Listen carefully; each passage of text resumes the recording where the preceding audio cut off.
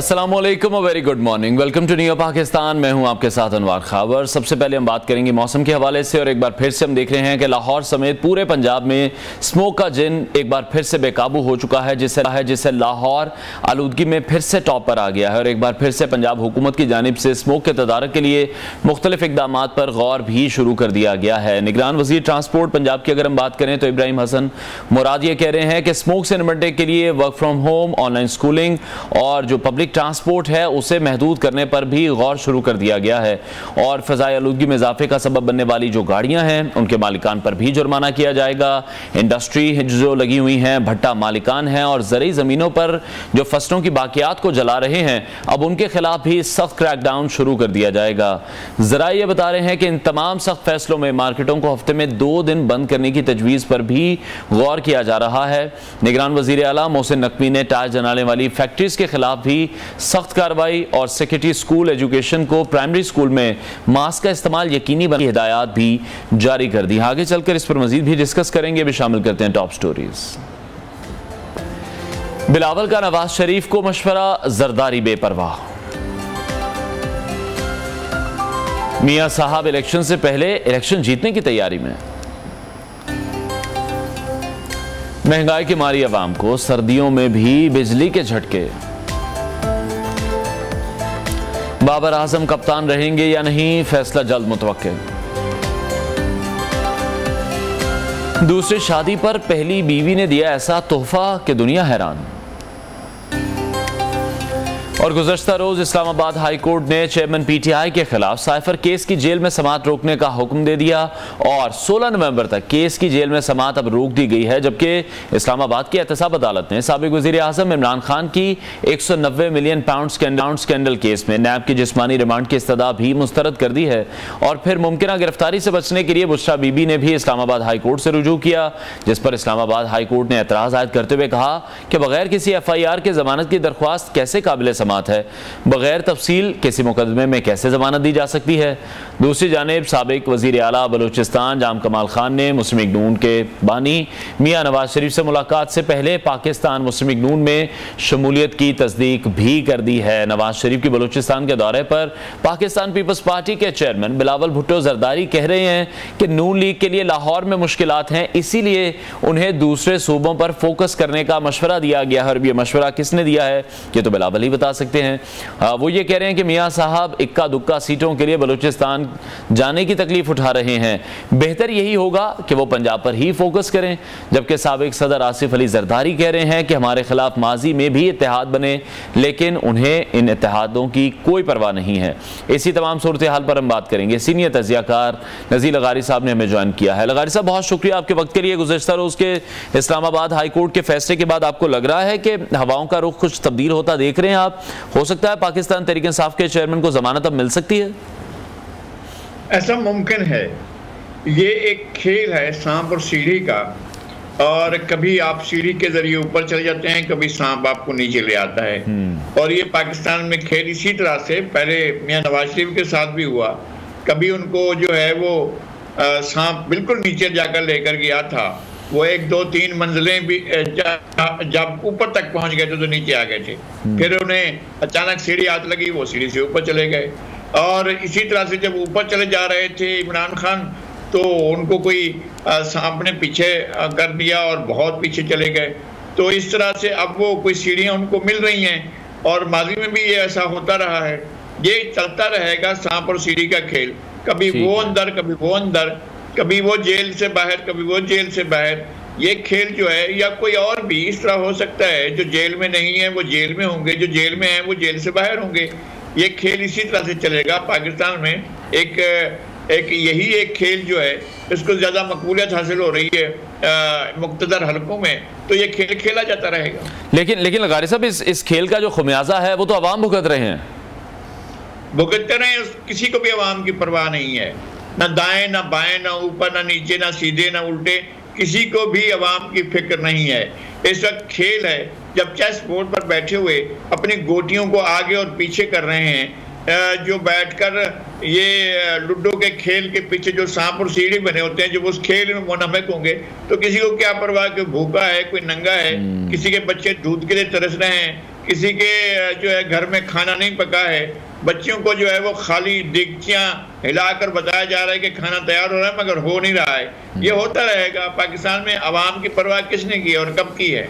ठीक है। अच्छा, अभी हम देख रहे हैं मुतज़ाद किस्म की कुछ इतलात कह लें या फिर मुखबरियां कह लें। एक तो किसी और बड़े हाई प्रोफाइल इंटरव्यू की अफवाहें भी गर्दिश कर रही हैं, एक जो हम नया ट्रेंड देख रहे हैं कि इंटरव्यू किए जा रहे हैं, जबकि ये भी खबरें फैलाई जा रही हैं कि पाकिस्तान तहरीक-ए-इंसाफ की जो भागदौड़ है वो वक्ती तौर पर किसी और के पास भी जा सकती है। आपको नजर आ रहा है पाकिस्तान तहरीक-ए-इंसाफ के चेयरमैन रजामंद हो जाएंगे इस पर? मुझे सरेदस्त ऐसा नहीं लग रहा है, लेकिन अगर कोई ऐसा ऑप्शन लिया जाता है तो भी कोई ऐसी बात नहीं होगी। उनकी जो जिसको मकबूलियत कहा जा रहा है उसी तरह रखा जाएगा। आप 2022 मार्च से पहले जब ये तहरीक अदम एतमाद थी, उससे पहले उनकी जो इंतहाई गैर मकबूलियत थी और उसको भी आप पेश नज़र रखें। जो बाद में मकबूलियत बनाई गई, ये सब सांप और सीढ़ी के खेल के जरिए बनाई गई थी। कोई ऐसा नहीं है कि मौजूदा हो गया था। एक जनरेशन ऐसी तैयार हो गई है जो नारों के बल पर ऊपर उठती है, और ये जो आपके हाथ में स्मार्टफोन होता है ये मकबूलियत के फैसले करती है। अवाम की सतह पर सूरत हाल वही है, ना वो मकबूल है ना वो मकबूल है, ना उसे मकबूलियत हासिल है ना उसे मकबूलियत हासिल है, ना किसी और को मकबूलियत हासिल है। सारे के सारे गैर मकबूल हैं। अवाम परेशान है, उनके दुखों का मदावा कोई नहीं कर रहा। अच्छा, जब अभी हम देख रहे हैं कि मुमकिन गिरफ्तारी से बचने के लिए बुशरा बीबी भी इस्लामाबाद हाई कोर्ट गई, जहां कोर्ट ने फिर ये कहा है कि बगैर किसी FIR के जो जमानत है वो किस तरह से दी जा सकती है जब तक कोई डिटेल पास नहीं होंगी। तो आपको लगता है कि उनकी गिरफ्तारी से मुताल्लिक भी अब तेजी आएगी, उन्हें भी गिरफ्तार किया जा सकता है? नहीं कहा जा सकता है। कैसे हम पहले कह दें जब FIR अभी तक कोई दर्ज नहीं हुई है तो, लेकिन फिर किस चीज का खौफ है? नहीं, खौफ तो बहरहाल मौजूद है, इसलिए कि नैब के पास ये अख्तियारात मौजूद हैं जो तरामीम की गई वापस ले ली गई। अब 90 दिन के लिए जो है किसी भी वजह से नैब गिरफ्तार करके अपने पास रख सकता है, और ये तो इस खौफ से गई है ना कि किसी वक्त नैब गिरफ्तार कर सकता है। लेकिन नैब ने अभी तक अपनी कोई ऐसी चीज सामने न लाई है जिसकी बुनियाद पर वो किया जाए। लेकिन जब नैब गिरफ्तार कर लेता है तो वो 90 दिन के लिए होती है, उसकी जमानत भी नहीं होती है ना। 90 दिन तक तो उसको रहना होगा तफ्तीशी मरकज में। ठीक है। अच्छा, तो ये आजकल जो पीपल्स पार्टी पे चल रहा है, ये आपको क्या लग रहा है? ये फ्रेंडली फायर है, हकीकी ताने दिए जा रहे हैं, और क्या ये तय है कि जनरल इलेक्शन के बाद भी जो पाकिस्तान पीपल्स पार्टी है या नून लीग को अगर हम देखें तो ये एक दूसरे के मुखालिफ ही खड़े होंगे या फिर पहले की तरह मिलकर भी हुकूमत बना सकते हैं? नहीं, हुकूमत अब कौन इस तरह से सारी सूरत हाल को लेकर ज्यादा रोज बरोज अपने आप को ये आसमान पर लेकर जो उड़ रहे हैं और पीछे मुड़कर नहीं देख रहे हैं, और वो एक सियासी अमल जो होता है उसकी बजाय मखसूस खास किस्म का अमल किया जा रहा है जो कहीं और से सनद मकबूलियत हासिल की जा रही है। जिस तरह से पिछले लाडले ने की थी, अब ये लाडले बनने का जो अमल है उसके अंदर बहुत से पेचो खम आते हैं। अब लाडले बनने के अमल में जब कोई देख रहा हो कि जनाब वो जो है फुला ABC वो लाडला बनने जा रहे हैं, तो दूसरों को भी तकलीफ होगी, बोलेंगे जनाब अब तो लाडला नया आ रहा है, तो अब देखेंगे अब हम इनको कैसे भुगतेंगे। ये तो सारी सूरत हाल देख सामने रहेगी ना। ठीक है, तो नून लीग आप समझते हैं इस काबिल है या उनमें इतनी अहलियत है कि वो पाकिस्तान पीपल्स पार्टी का किला जिसे कहा जाता है सिंध में कोई नकब लगा सकते हैं? या बलूचिस्तान समेत हम देख रहे हैं जिस तरह से खैबर पख्तूनख्वा में सब कुछ नवाज शरीफ ही समेटने जा रहे हैं। शहबाज शरीफ की भी असलम रईसानी से मुलाकात हुई, नवाज शरीफ की मुलाकातों का सिलसिला भी जारी है। मेरे ख्याल में वो बलूचिस्तान की हद तक तो आगे बढ़ गए हैं, लेकिन सिंध में मुझे कोई नज़र नहीं आ रही ऐसी सूरत हाल। मुझे अब तक कोई समझ नहीं आ रहा है कि अगर उनके पास उम्मीदवार होंगे। मैं तो यहाँ से चलता हूँ ठट्ठा से, कराची से पहले तो कराची है, कराची में कौन बेस बनाएगा, इसलिए कि PTI ने यहाँ से 14 सीटें ली थी पिछले इलेक्शन में, अब तो उसको 4 भी सीटें नहीं मिलेंगी, और उनके पास तो कैंडिडेट भी नहीं होंगे। वो इमरान इस्माइल और जो है वो अपना अली जैदी और ये सारे फैसल वाडा तो रहे नहीं पार्टी के अंदर, और कोई भी इस पार्टी में नहीं रहा है, तो कौन आकर सीटें लेगा? PTI नहीं रही, PMLN की कोई सीट नहीं है यहाँ पर शहर में, और MKM कहाँ स्टैंड करेगी, जमात इस्लामी कहाँ स्टैंड करेगी, पीपल्स पार्टी कहाँ स्टैंड करेगी? मुझे तो 70 का ज़माना याद आ रहा है जब पीपल्स पार्टी की सिंध असम्बली में 9 सीटें थी, जमात इस्लामी की 1 सीट थी, मुस्लिम लीग की 1 सीट थी, जमीयत उलमा पाकिस्तान की 4 सीटें थी। वही ज़माना याद है, 17 में से ये इतनी सीटें थी। वो ज़माना जो है फिर 17 में क्या होगा। ठट्ठा में उनके पास कोई उम्मीदवार नहीं, सजावल में कोई उम्मीदवार नहीं, बदीन में कोई उम्मीदवार नहीं है, मिट्टी में कोई उम्मीदवार नहीं है, सरपारपुर में कोई उम्मीदवार नहीं है, मीरपुर खास में कोई उम्मीदवार नहीं है, सांगल में कोई उम्मीदवार नहीं है, नवाबशाह में कोई उम्मीदवार नहीं, नौशेरा फिरोज में कोई उम्मीदवार नहीं है, खैरपुर में कोई उम्मीदवार नहीं है, सक्कर में कोई उम्मीदवार नहीं है, घोटकी में कोई उम्मीदवार नहीं है। इस तरह West Bank of the river Indus, वहां पर कश्मीर कंदकोट से लेकर जामशोर तक आ जाए, यहाँ कोई उम्मीदवार नहीं, तो उम्मीदवार नहीं है तो कहां से इलेक्शन लड़ेंगे। तो आप क्या समझते हैं एमक्यूएम के साथ जो इत्तेहाद किया गया वो पाकिस्तान मुस्लिम लीग नून के लिए कितना फायदेमंद होगा? एमक्यूएम ने जब भी किसी के साथ इत्तेहाद किया है गवर्नमेंट उन्हीं की बनी है। तो वो एक जमाना था, ऐसा ही होता था, अब वो जमाना नहीं रहा है। अब मुस्लिम ने एमक्यूएम के अंदर से एक वो जो रूह थी वो तो निकल चुकी है, और अब उनके पास तो वो सूरत हाल नहीं है। अब तो पिछला इलेक्शन में वो बुरी तरीके से हार गए थे। ठीक है, और अभी आप क्या देख रहे हैं जिस तरह से पाकिस्तान पीपल्स पार्टी अभी हमें बैकफुट पर दिखाई दे रही है, उनके पास भी कोई ऐसे तुर्क के पत्ते मौजूद हैं जो आने वाले दिनों में वो सामने अगर ले आते हैं तो वो नून लीग को सरप्राइज तो दे सकते हैं? एक तो ये कि सराइकी बेल्ट बहुत फैसला कौन होगा, क्योंकि सराइकी बेल्ट में जो डेरा गाजी खान डिवीजन है उसके 2 अजला क्लियरली पीपल्स पार्टी के पास हैं, मुजफ्फरगढ़ और लिया, और उसके अलावा जो है बहावलपुर डिवीजन में भी बहुत से रहीम यार खान डिस्ट्रिक्ट तो पूरा उनके पास है। उसके अलावा और बहावलपुर में भी उनका खासी अच्छा खासा होल्ड है, और बहावल नगर में भी पेशरफ्त कर सकते हैं। पिछली मरतबा 2008 के इलेक्शन में बड़ी अच्छी पेशरफ्त हुई थी। मुल्तान में आगे बढ़ सकते हैं। मुल्तान की सीटें जो हैं वो पीटीआई को मुझे नहीं लग रहा है कि पीटीआई वहां से कोई बड़ा काबिल जिक्र कारनामा अंजाम दे पाएगी इन हालात में। वहां मुस्लिम लीग नून की कोई सीट नहीं है, तो अब पता चलेगा ना। सराइकी बेल्ट में बहुत से अजला ऐसे हैं जहां पर फैसला होना बाकी है, और वहां पीपल्स पार्टी मौजूद भी है और शायद कैंपेन भी करेगी।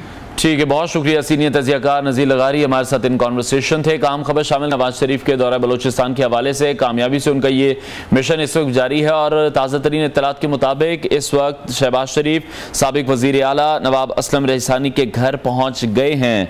सरदान हाउस आमद पर नवाब असलम रईसानी और लश्करी रईसानी ने उनका इस्तकबाल किया है। अयाज सादिक भी शहबाज शरीफ के साथ ही मौजूद हैं। मनाज़िर आप इस वक्त देख रहे हैं हमारी टेलीविजन स्क्रीन पर। शहबाज शरीफ की लश्करी रईसानी को पार्टी में शमूलियत की बाकायदा दावत भी दे दी गई है शहबाज शरीफ की जानिब से। नवाज शरीफ का मिशन बलोचिस्तान कामयाबी से जारी सारी है। शहबाज शरीफ साबिक वज़ीर आला नवाब असलम रईसानी के घर पहुंच गए हैं।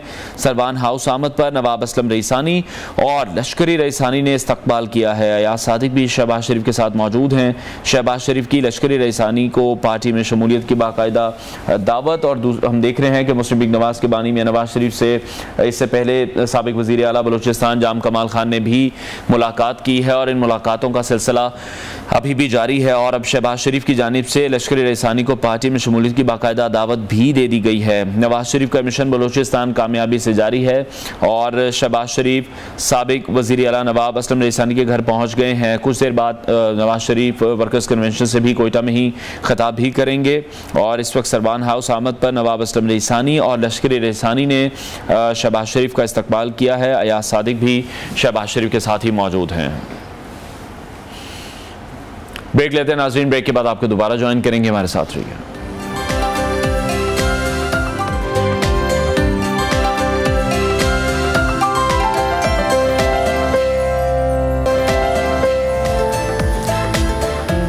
Welcome back. महंगाई के मारे अवाम पर एक और बिजली बॉम्ब गिराने की तैयारी मुकम्मल है। नेपरा हुकाम के मुताबिक दरख्वास्त के तहत 3 माह के लिए फी यूनिट ₹1.25 इजाफा बनता है। ख्याल रहे कि बिजली कंपनियों ने 22 अरब 92 करोड़ रुपए वसूली की दरख्वास्त भी कर रखी है। और फिर मुल्की करेंसी मार्केटों की बात करें तो वहां डॉलर की कदर में इजाफे का सिलसिला जारी है। 16 अक्टूबर से हम देख रहे हैं कि अब तक इंटर बैंक में डॉलर ₹10.72 और ओपन मार्केट में ₹12 महंगा हो चुका है। दूसरी जानिब आवाम के लिए एक अच्छी खबर भी है कि आलमी मंडी में तेल की कीमतें कम हो रही हैं, जिसकी वजह से पाकिस्तान में भी अब कहा जा रहा है कि पेट्रोलियम मसनूआत की कीमतों में कमी का इम्कान है। ज़राए के मुताबिक पाकिस्तान में पेट्रोल और हाई स्पीड डीजल की कीमतों में 15 नवंबर से 8 से 10 रुपए फी लीटर तक की कमी का इम्कान है। फिर निगरान वज़ीर तवानाई मोहम्मद अली की क़यादत में पाकिस्तानी वफ़द ईरान पाकिस्तान गैस पाइपलाइन मंसूबे पर मुज़ाकरात के लिए ईरान पहुँच गया। ज़राए के मुताबिक निगरान वज़ीर तवानाई मोहम्मद अली वफ़द समेत ईरानी हम मनसब से मुज़ाकरात करेंगे, जिसमें इंटरस्टेट गैस गैस सिस्टम्स हुकाम भी शरीक होंगे, जबकि पाकिस्तान अपने हिस्से की पाइपलाइन की तामीर के लिए जो डेडलाइन है उसमें तौसी की दरख्वास्त करेगा, क्योंकि पाकिस्तान को मार्च 2024 तक ईरानी सरहद तक अपने हिस्से की पाइपलाइन तामीर करनी है। और इस मुआहदे के तहत डेडलाइन तक अगर ये गैस पाइपलाइन तामीर नहीं होती तो फिर ईरान आलमी सालिसी अदालत में केस दायर करके पाकिस्तान से 18 अरब डॉलर तक का जुर्माना भी कर सकता है। इस मुआहदे के तहत पाकिस्तान को ईरान से यौमिया 75 करोड़ मक्कब फीट गैस दरामद करनी है। इसी हवाले से मजीद बात करेंगे माहिर मईशत डॉक्टर कैस अस्लम ने हमें ज्वाइन किया है। डॉक्टर साहब बहुत शुक्रिया आपके वक्त के लिए। गर्दिशी कर्जों की जब बात करते हैं, लाइन लॉसेस की हम बात करते हैं, रिकवरीज की बात करते हैं, गैस हो बिजली हो, तमाम जो डिपार्टमेंट्स हैं, डिस्कोज हैं, कि चलाना हुकूमत की जिम्मेदारी है। अवाम कब तक ये बोझ बर्दाश्त करती रहेगी?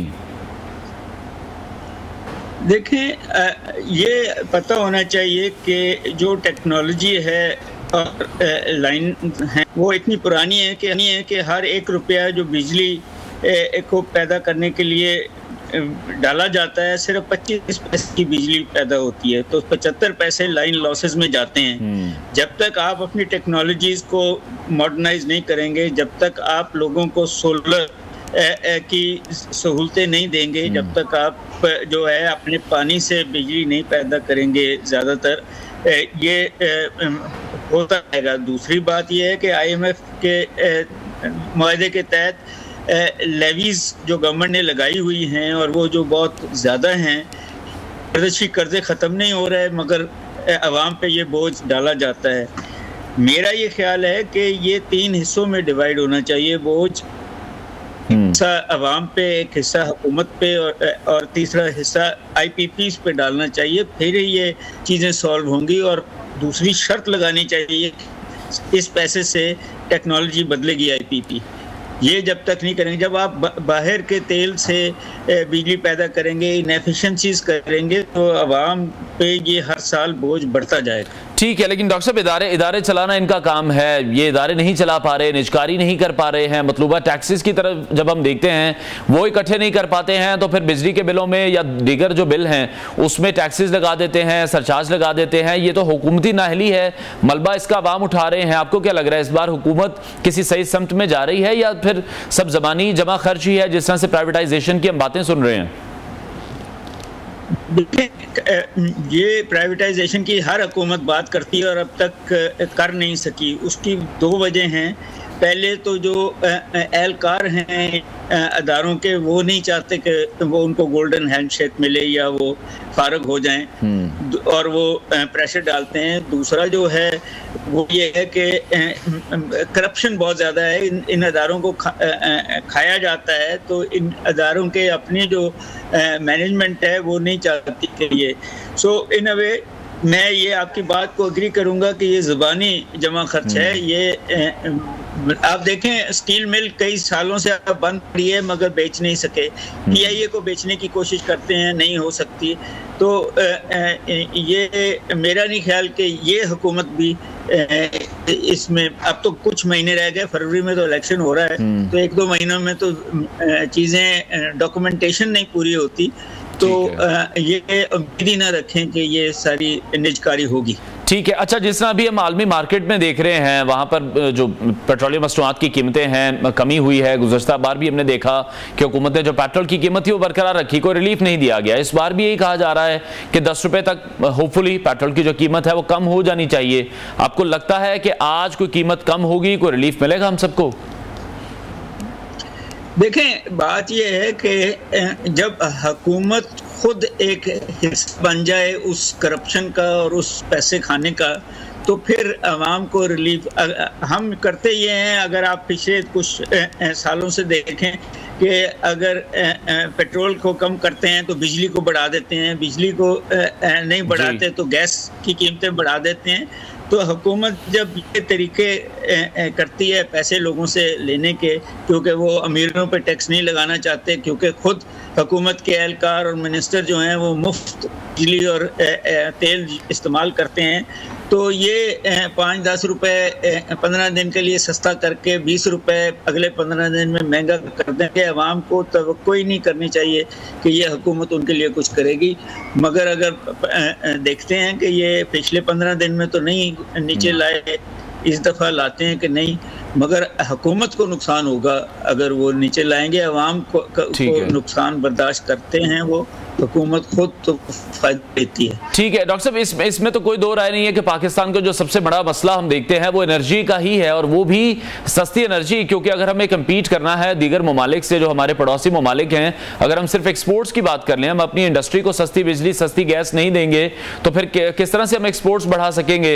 ईरान से सस्ती गैस मिल सकती है तो फिर हमने अभी तक ली क्यों नहीं है? अभी तक हमने अपने हिस्से की जो गैस लाइन मुकम्मल करनी थी वो क्यों नहीं की है? देखें, ईरान के ऊपर अमेरिकन सैंक्शंस लगी हुई हैं और हमारे हुक्मरान अमेरिका से बहुत डरते हैं, क्योंकि उनके प्रेशर पे हम IMF से कर्जे लेते हैं।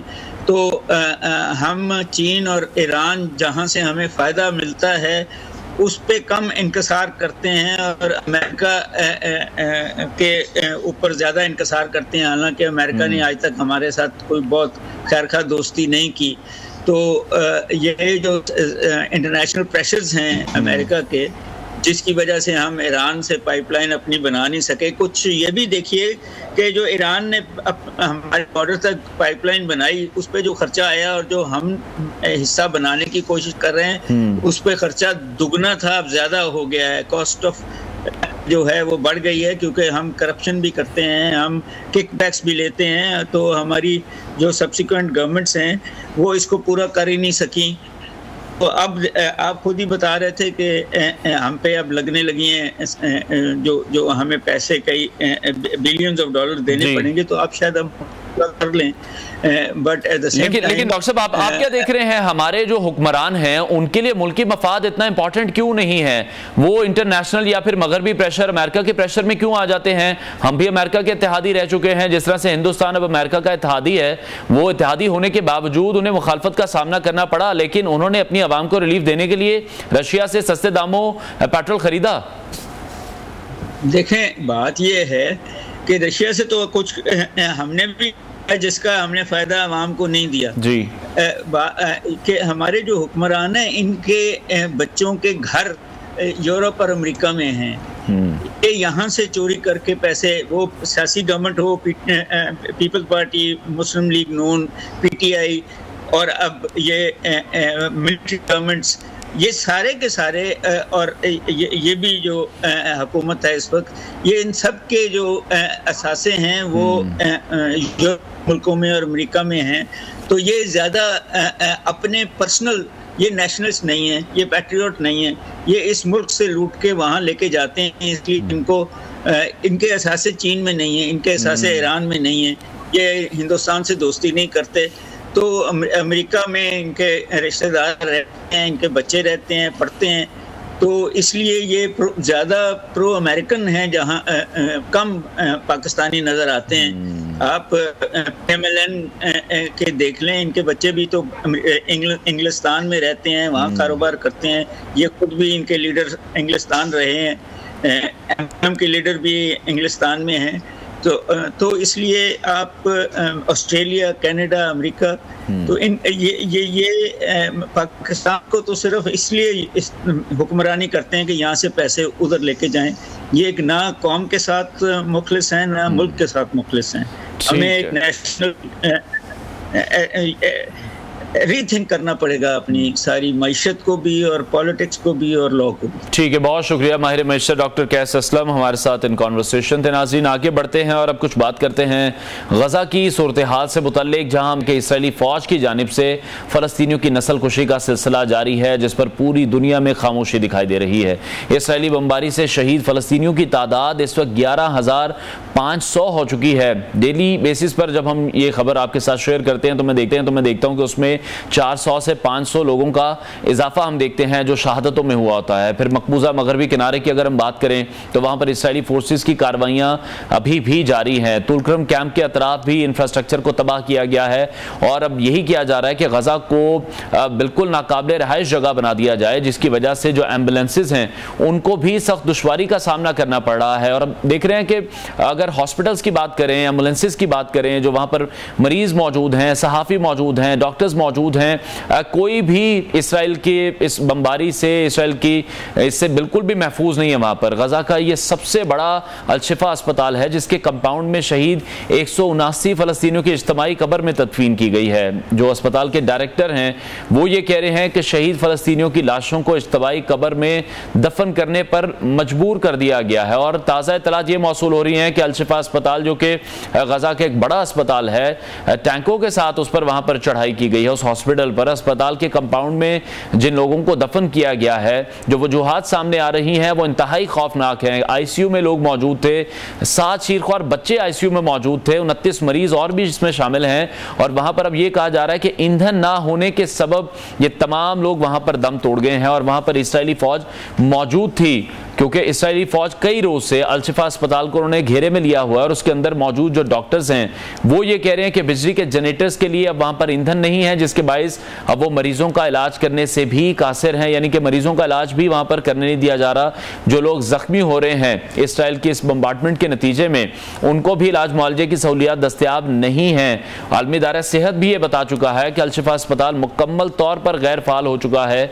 फ़लस्तीनी वजारत सेहत के मुताबिक भी इस वक्त अल-शिफा अस्पताल के अंदर 650 मरीज मौजूद हैं, 500 अमले के अफराद मौजूद हैं, 2500 के करीब ऐसे लोग मौजूद हैं जिनके घर तबाह हो चुके हैं, जो बेघर अफराद वहां पर मौजूद हैं। दूसरी जानिब इसराइल को हम देख रहे हैं कि उन्होंने गजा के बाद लबनान पर भी जारियत बरकरार रखते हुए सहाफ़ियों पर बराह रास्त कवरेज के दौरान हमला किया है। सहाफ़ियों पर इसराइली हमले की जो वीडियो है वो इंटरनेशनल मीडिया के अलावा सोशल मीडिया पर भी हम देख रहे हैं, वो वायरल हो रही है, जिसमें उन्हें प्रेस की जैकेट पहने अपने सहाफ़ती फ़राइज़ वो वहाँ पर अंजाम दे रहे हैं। इन वीडियोस में देख भी रहे हैं हम कि जबकि इसी दौरान एक जोरदार आवाज आती है और सहाफ़ी अपनी जान बचाने के लिए भाग पड़ते हैं। ये वो सहाफ़ी हैं, नडर सहाफ़ी हैं जो कि मौजूद हैं वहाँ पर, रिपोर्टिंग कर रहे हैं। याद रहे कि 7 अक्टूबर के बाद से इसराइली हमलों में कई फ़लस्तीनी सहाफ़ी पहले ही जान से जा चुके हैं। कई डॉक्टर्स हैं, पैरामेडिकल स्टाफ वहाँ पर मौजूद है, किसी की भी जान वहाँ पर महफूज नहीं है।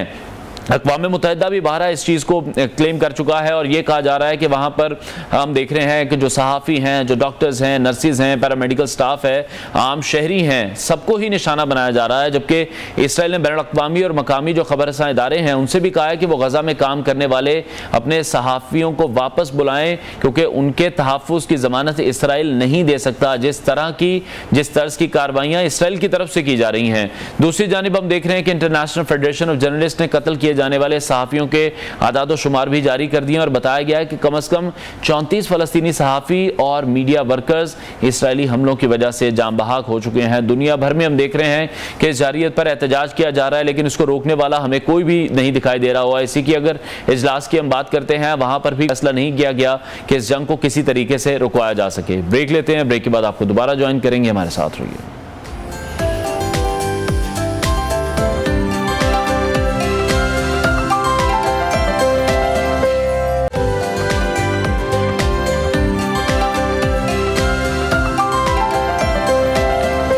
अहम खबर शामिल करेंगे अदिया मुखालिफ तकारीर केस के हवाले से। साबिक वज़ीर आज़म नवाज शरीफ के खिलाफ 2018 से ज़ेर समाअत तौहीन अदालत की दरख्वास्त खारिज कर दी गई है। इस्लामाबाद हाई कोर्ट की चीफ जस्टिस आमिर फारूक ने दरख्वास्त अदम पैरवी पर खारिज की है। अदिया मुखालिफ तकारीर का ये केस है जहाँ नवाज शरीफ के खिलाफ 2018 से ज़ेर समाअत तौहीन अदालत की दरख्वास्त खारिज कर दी गई। इस्लामाबाद हाई कोर्ट की चीफ जस्टिस आमिर फारूक ने दरख्वास्त अदम पैरवी पर खारिज की है। चीफ जस्टिस आमिर फारूक की जानिब से ये दरख्वास्त अदम पैरवी पर खारिज कर दी गई है। दरख्वास्त गुजार की जानिब से कोई भी अदालत पेश नहीं हुआ है।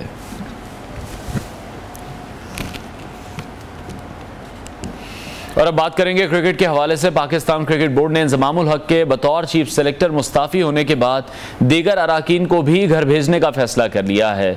ज़रा ये बता रहे हैं कि लाहौर में chairman PCB management committee Zaka Ashraf ने वहाब रियाज और साबिक कप्तान यूनुस खान से मुलाकातें की हैं और इस मुलाकात में सुहेल तनवीर भी मौजूद थे, जैसा कि हम इन तस्वीर में भी देख रहे हैं। इस दौरान सिलेक्शन कमेटी समेत क्रिकेट के जो मुख्तलिफ उमूर हैं उस पर भी मुशावरत की गई है। सीनियर खिलाड़ियों का ये कहना था कि जिस खिलाड़ी ने डोमेस्टिक नहीं खेला वो PSL से कौमी टीम में आ जाता है, जो कि डोमेस्टिक सीजन खेलने वालों के साथ एक नाइंसाफी है।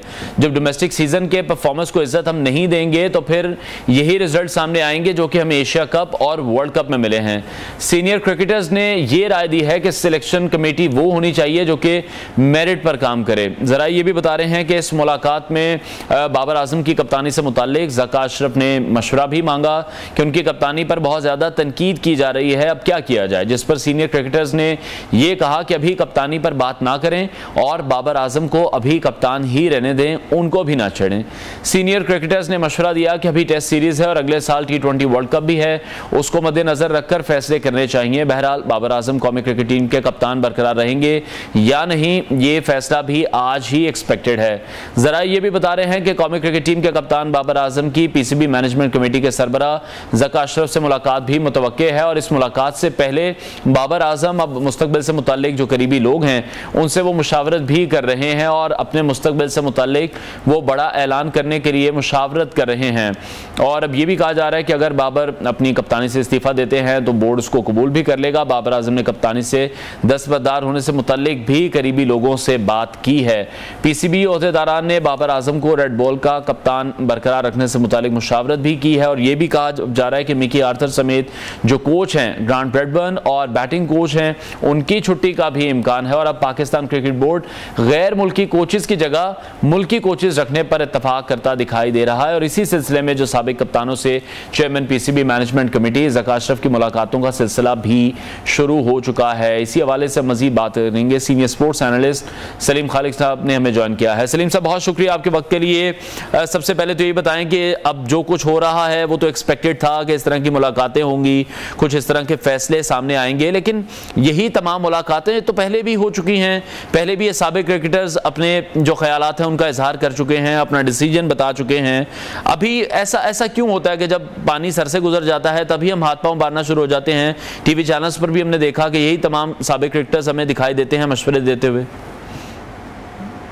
देखिए, बात यह है कि वर्ल्ड कप से पहले पोजीशन अलग थी। उस वक्त आजम के सामने कोई बात नहीं कर सकता था। इंतजाम चीफ सेलेक्टर थे, वो भी उनके सामने बिल्कुल बात नहीं करते थे। उन्होंने ये तक कह दिया था मीटिंग में जब मोहम्मद हफीज और मिसबाउल हक ने अपनी सजेशन दी थी कि जिसको होना चाहिए इसको नहीं, तो उन्होंने कहा मैं सिर्फ कप्तान की बात मानूंगा। और उसके बाद क्रिकेट कमेटी छोड़ भी दी थी मोहम्मद हफीज ने। मिसबाह है लेकिन गैर फाल है। तो उस वक्त वर्ल्ड कप से पहले की पोजीशन और थी। साबिक क्रिकेटर मशवरे अगर दे भी रहे थे तो कोई सुनने को तैयार नहीं था। लेकिन वर्ल्ड कप में इतनी खराब परफॉर्मेंस रही कि पाकिस्तान टीम सेमीफाइनल में भी नहीं पहुंच सकी। तो अब पोजीशन चेंज हो गई है, अब बोर्ड को फैसले करने हैं, अब साबिक क्रिकेटर्स की राय को भी अहमियत दी जाएगी। कल जैसे आपने बताया कि 4 खिलाड़ियों ने मुलाकात की, लेकिन उससे पहले अगर आप कल ही के टेलीविजन चैनल्स देखें या आज का कल के अखबार पढ़ें अगर आप, तो उसमें कई साबिक खिलाड़ियों ने जो एक तकरीब में मौजूद थे, 90% लोगों ने यही बोला कि बाबर को कप्तानी अब खुद छोड़ देनी चाहिए। इस शमीन के एक माहौल बन चुका है और अब बाबर के ऊपर काफी प्रेशर आ चुका है। आज उनकी मीटिंग है। ये जो आप अभी कह रहे थे ना कि BCB जराए कहते हैं कि बाबर अगर चाहे तो खुद छोड़ दें, हम कबूल कर लेंगे, ये इनफैक्ट एक पैगाम है जो PCB की जानिब से बाबर को कल पहुंचाया गया कि तुम खुद छोड़ दो। लेकिन पाकिस्तान में कोई अपनी सीट इतनी आसानी से छोड़ता नहीं जब तक उसको 99.9 ये यकीन ना हो कि उसको हटा दिया जाएगा। जैसे मैं आपको मिसाल दूं, पिछले कप्तान जब ये सरफराज को जब क़यादत से हटा रहे थे तो वसीम खान उस वक्त होते थे PCB है, उन्होंने उनको बोला कि आप रिजाइन कर दें नहीं तो हम आपको हटा देंगे। सरफराज ने कहा मैं रिजाइन नहीं कर रहा, आप हमें हटा दें। पहला और वाहिद उनका बोल्ड एक डिसीजन था सरफराज का, जिसके बाद PCB ने इनको हटाया। लेकिन अभी बाबर के बारे में आप देख रहे हैं जिस तरह से कहा जा रहा है कि टेस्ट के शायद वो कप्तान रहे, तो अभी आपको लग रहा है कि तीनों फॉर्मेट्स के लिए हमारे जो कैप्टन हैं वो अलग अलग होंगे और ये फायदेमंद होगा टीम के लिए? देखिए, टेस्ट के कप्तान रहने की पीछे भी एक बड़ी लॉजिक है। पाकिस्तान टीम को जाना है ऑस्ट्रेलिया दिसंबर में, और दिसंबर जनवरी में वहां 3 टेस्ट मैचेस की सीरीज होती है। इमरान खान, वसीम अकरम, वकार यूनुस, बड़े बड़े सुपरस्टार इंतजाम, कौन कौन नहीं गया ऑस्ट्रेलिया में, जीत नहीं पाते थे वहां पे सीरीज। और कुछ जैसे मोहम्मद यूसुफ वगैरह की कैप्टनसी में तो ऐसा भी हुआ कि 3-3 दिन में मैच खत्म हो रहे थे। पहला मैच ही अभी पर्थ में है। अगर आपने अभी बाबर आजम को कप्तान बरकरार रखा और वो हार गए तो लोग यही कहेंगे यार चलो ये तो हारता हुआ हारा था, एक और सीरीज हार गया। लेकिन अगर आप कोई और नया कप्तान लेकर आए और फिर पाकिस्तान को खुदा ना खास्ता बदतरीन शिकस्त हुई तो फिर ये बातें उठेंगी कि देखो भाई बाबर को हटा दिया कोई फर्क नहीं पड़ा, इसका मतलब है टीम में मसला है। तो इस तरह की कुछ चीजें हैं। और दूसरा ये कि व्हाइट बॉल का आपने बात की, व्हाइट बॉल में बिल्कुल ये शाहीन अफरीदी के ऊपर भी डिस्कशन चल रही है। तो दो ऑप्शंस हैं, या तो एक यही कि जो मैंने 3-4 दिन पहले स्टोरी भी दी थी कि बाबर को कहे आप रेड बॉल पे कंटिन्यू करो, क्योंकि मैच भी बहुत कम होते हैं रेड बॉल के, और व्हाइट बॉल पे शाहीन को लेकर। लेकिन आगे जिस तरह से हम देख रहे हैं T20 वर्ल्ड कप है, चैंपियन ट्रॉफी आगे शेड्यूल है, तैयारी तो अभी उसको ज़हन में रख के अभी से करनी होगी, लेकिन फिर मसला वही आ जाता है जो मैनेजमेंट का भी तो मसला है, सिर्फ हमारी टीम में मसला नहीं है। एक बार फिर से अगर हम देखें कि 3-4 माह बाद जो चेयरमैन है अगर वो बदल गए तो फिर सब कुछ बदल जाएगा। देखिए, जब मिकी आर्थर को लाया गया था एज ए टीम डायरेक्टर तभी लोग बड़ी तनकीद कर रहे थे कि ये कैसा फैसला है, ऑनलाइन कोचिंग क्या है। एक प्लेयर जो है उसको कम्युनिकेशन में मसला होता है गैर मुल्की कोचेस के साथ सामने बैठ के, तो वो जब आपको कंप्यूटर पे जूम पे कुछ लेक्चर दे रहा होगा आपको क्या समझ आएगा। लेकिन जो साबका मैनेजमेंट थी उसका बड़ा था कि भाई मिकी आर्थर बहुत अच्छे हैं। लेकिन मिकी आर्थर का मैं बताऊं आपके, मिकी आर्थर का ये डर्बीशायर काउंटी में इंग्लिश काउंटी के कोच हैं, डिवीजन 2 की टीम है, उसने 10 मैचेस खेले इस सीजन में, कोई एक भी नहीं जीत सकी। 8 टीमों में 6ठे नंबर पे उसने अख्ताम किया और पाकिस्तान टीम अब सेमीफाइनल में नहीं पहुंची, उससे पहले एशिया कप में भी हार गई थी। तो इससे तो साफ जाहिर है कि मिकी आर्थर और ब्रैड वन जो उनके साथ के लोग हैं ये इफेक्टिव नहीं है पाकिस्तान के लिए, तो इनको कंटिन्यू रखने का कोई फायदा नहीं होगा। बाबर आजम भी जो कैप्टनसी में इतने कामयाब साबित नहीं हुए। इस वर्ल्ड कप से पहले तो यही होता था ना सोशल मीडिया पे, बाबर हमारी रेड लाइन है, आप कोई साबिक क्रिकेटर सही बात भी करता था तो उसकी ट्रोलिंग शुरू हो जाती थी। लेकिन अब लोगों को भी एहसास हो रहा है, उनके फैंस को भी एहसास हो रहा है कि एज अ बैट्समैन बाबर बहुत जबरदस्त है, लेकिन एज अ कैप्टन मसाइल है।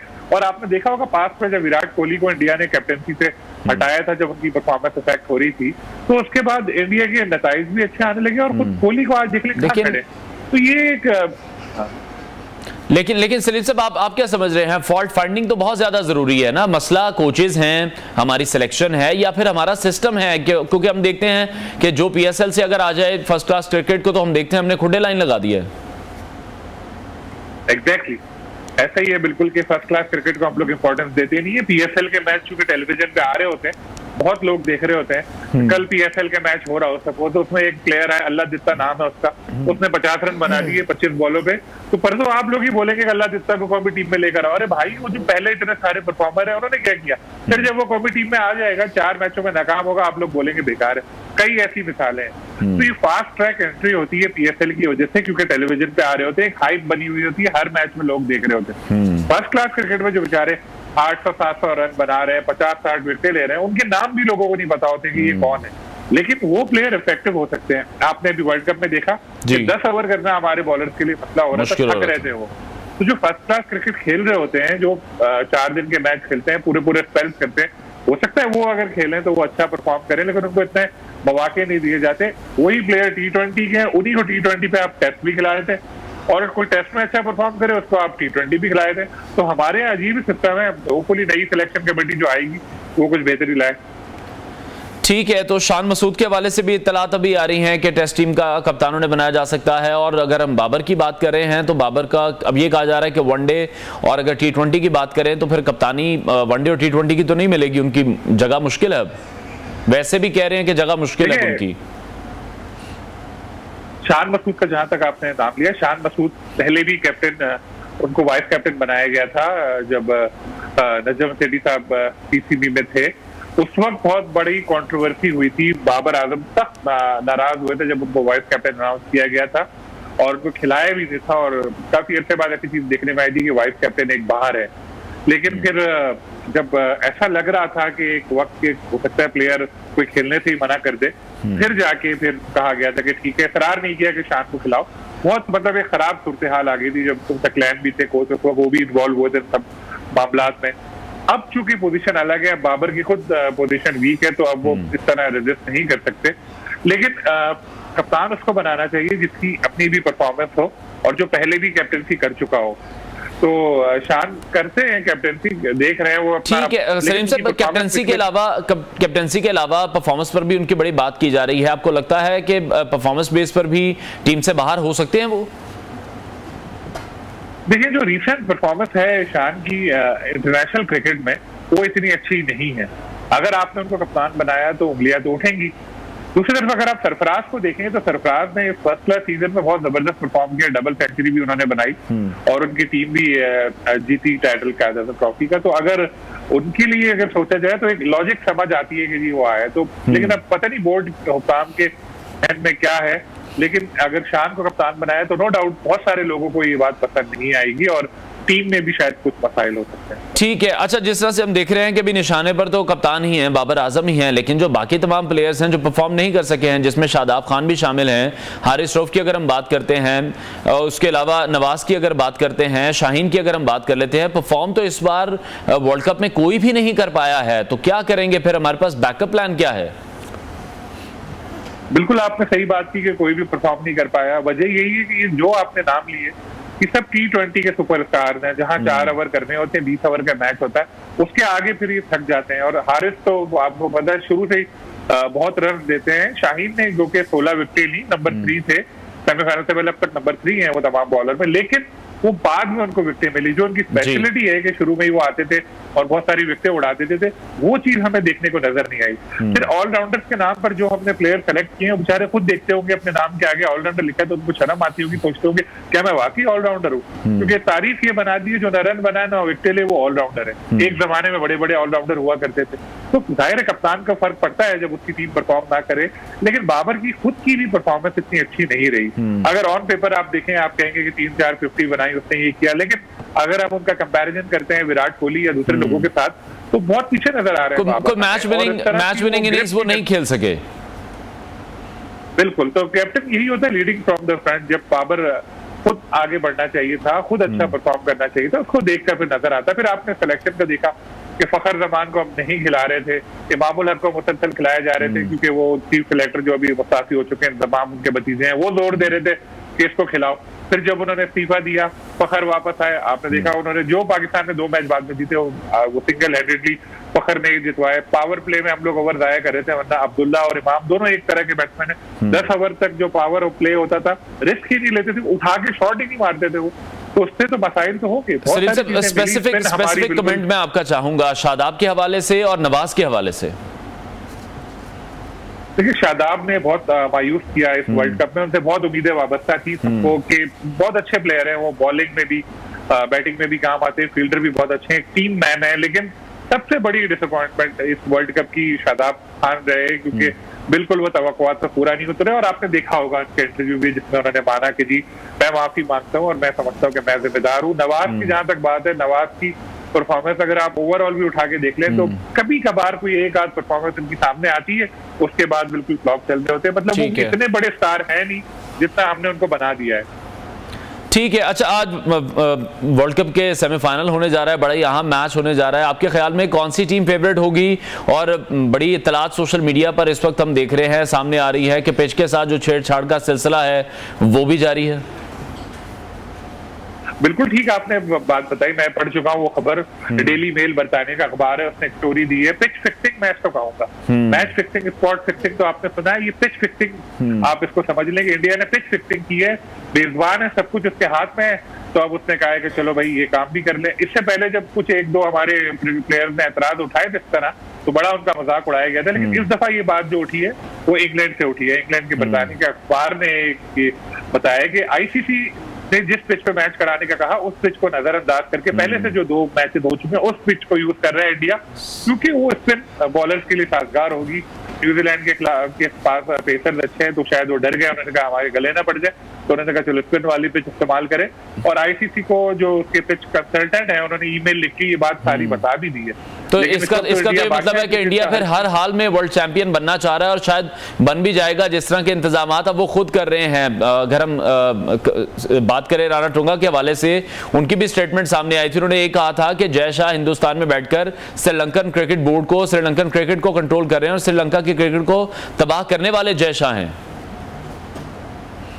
बिल्कुल वो ठीक कह रहा है राणा टुंगा, क्योंकि इंडिया का बहुत इन्फ्लुएंस है श्रीलंकन क्रिकेट पे, बांग्लादेश पे भी है, श्रीलंका पे बहुत ज्यादा है। और काफी डिसीजन जो है वो कहते हैं, बल्कि एक साबिक क्रिकेटर ने तो उनके ये तक भी कहा था, या मिनिस्टर ने कहा था कि जी यहाँ पर जो टीम सिलेक्शन होती है, जो सिलेक्टर है वो भी इंडिया का बंदा है।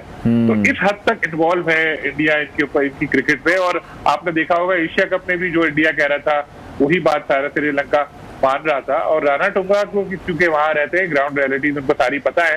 फिर एक बड़ी बात आपने जिस तरह देखी होगी कि श्रीलंका में क्रिकेट के अगर आप किसी से भी पूछें तो वर्स्ट एवर क्रिकेट बोर्ड का नाम वो श्रीलंका का ही लेगा। तो उनकी गवर्नमेंट ने उनकी क्रिकेट बोर्ड को खत्म कर दिया, मुअत्तल कर दिया। तो उसके फौरन बाद एक राणा टुंगा की ज़ेर सरबराही कमेटी बनाई गई, लेकिन आईसीसी ने आओ देखा ना था और श्रीलंका क्रिकेट को ही सस्पेंड कर दिया कि जी गवर्नमेंट की उसमें मुदाखलत है। ना श्रीलंका से उसने पॉइंट ऑफ व्यू लिया, ना ही कोई तहकीकात की, बैठे बैठे कर। लेकिन हकीकत में तो हम देख रहे हैं कि भारत ही मुदाखलत कर रहा है और जिस तरह से पिच के साथ भी छेड़छाड़ की जा रही है, तो इसका मतलब है जो न्यूजीलैंड के पास आज कोई इतना अच्छा मौका, इतना अच्छा चांस नहीं होगा सेमीफाइनल जीतने का। भारत तो सबसे बड़ी मुदाखलत तो भारत की जो क्रिकेट चला रहे हैं जय शाह, उनके अब्बा कौन है? उनके अब्बा तो अमित शाह है। और अगर मैं गलत तो हाँ, तो वो तो खुद पॉलिटिशियन है और सबको पता है कि वो पॉलिटिक्स कितनी इंडियन क्रिकेट में आ गई है, ना सिर्फ पाकिस्तान के साथ क्रिकेट और भी ओवरऑल भी अगर आप देख लें। रही बात न्यूजीलैंड के चांस की, तो मैं ऐसा नहीं समझता कि न्यूजीलैंड का चांस बिल्कुल खत्म हो चुका है। कोई आप जितना भी कर लो, अपने लिए पूरी फील्डिंग सेट कर लो कि बस अब मैं ही जीत रहा हूँ, लेकिन कभी कभी उल्टा हो जाता है सारा। इंडिया की टीम 9 मैच जीतते हुए आ रही है, बहुत ऊंची हवाओं में उड़ रही है। कोई पता नहीं है कि आज ऐसा कुछ हो कि फिर वो शाम को बैठ के सारे इंडिया वाले रात को शोक मना रहे हो। ठीक है, चलिए उम्मीद तो यही करते हैं कि मैच अच्छा होना चाहिए। बहुत शुक्रिया सीनियर स्पोर्ट्स एनालिस्ट सलीम खालिक हमारे साथ इन कॉन्वर्सेशन। ब्रेक लेते हैं, ब्रेक के बाद आपको दोबारा ज्वाइन करेंगे।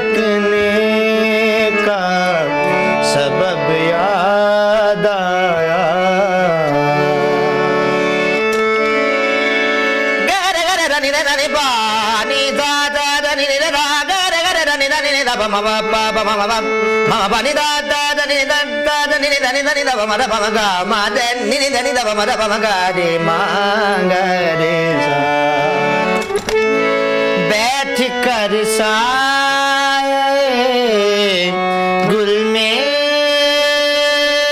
नासिर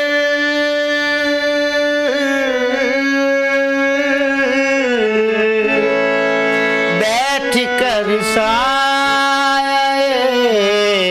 गुल में नासिर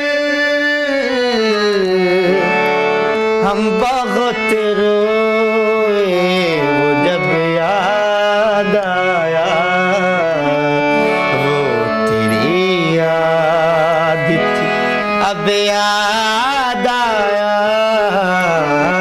दिल धड़कने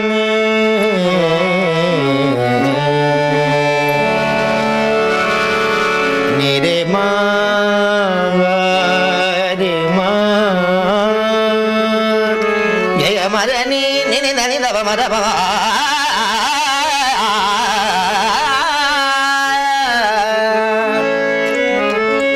आज मुश्किल था सबलना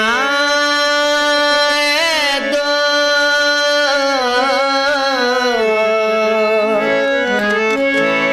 आज मुश्किल था सबलना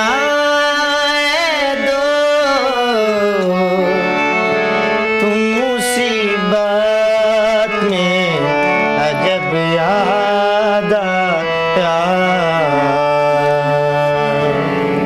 welcome back to new Pakistan. नाजरीन, आज हमारे साथ स्टूडियोज में मौजूद हैं राहत फ़तेह अली खान कमालवी, जो कि उस्ताद फ़तेह अली खान कमालवी के बेटे हैं।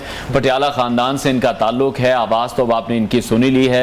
बराह रास्त हमारे साथ शो में मौजूद हैं। आपकी इनसे मुलाकात करवाते हैं। रात कैसे हैं आप? ठीक ठाक हैं? खैरियत से, आप सुनाएं कैसे? शुक्र अल्लाह का, ज़बरदस्त। मैं हैरान हुआ हूँ क्योंकि आजकल हम देखते हैं जो टेक्नोलॉजी का दौर है, जो टूल्स हमारे पास मौजूद हैं, ऑटो ट्यून मौजूद है, लाइव गाना बहुत ज़्यादा एक मुश्किल काम है जिसके लिए बहुत ज्यादा रियाज करना पड़ता है, बड़ी तैयारी करनी पड़ती है। बिल्कुल बिल्कुल ऐसे ही है। तो कब से ये सफर जारी है आपका? कब से सफर शुरू हुआ? जब से होश संभाला है तब से शुरू है। घर में था, पटियाला घराना है हमारा। मैं एक बहुत बड़े बाप का बेटा हूँ, उस्ताद फ़तेह अली खान कमालवी, जो क्लासिकल में एक अपना बहुत बड़ा उन्होंने लोहा मनवाया है। तो बस मेहनत कर रहे हैं, आप दुआ करें।